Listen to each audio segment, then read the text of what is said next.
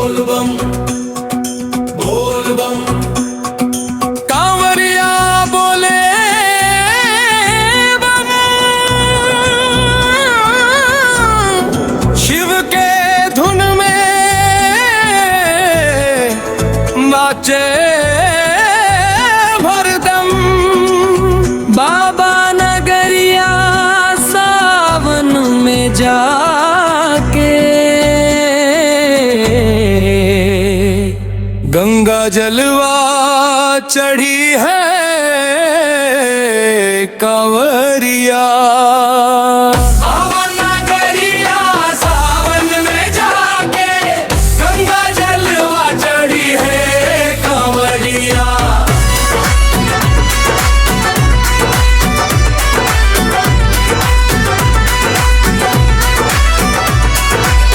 गेरुआ रंग से सजल बाटोलिया, मुंह से निकले बम बम बोलिया।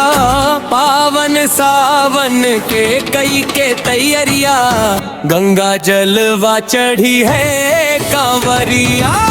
बाबा नगरिया सावन में जाके गंगा जलवा चढ़ी है कांवरिया।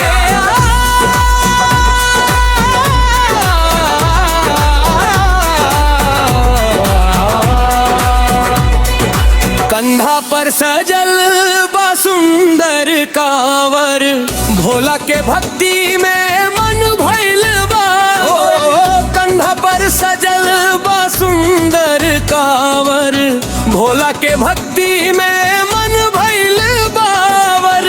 सुल्तानगंज से जलवा उठा के बाबा के महिमा जग में सुना के, लागल बा भक्तों के भारी भिड़िया। गंगा जलवा चढ़ी है कांवरिया।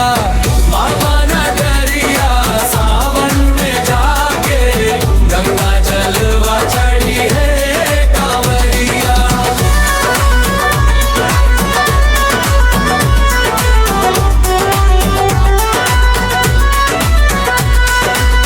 भक्ति के रस में जे भी रंग जाई, बाबा के आशीर्वाद सीधे पाई। हो श्रद्धा के फूल मन में खिलाई, झूम झूम बाबा के महिमा गाई। करत पुकार बाड़े तो हर दीवाना, भोला के चरणों में बाटिकाना। सफल होई तो हर कांवर डगरिया, गंगा जलवा चढ़ी है कांवरिया।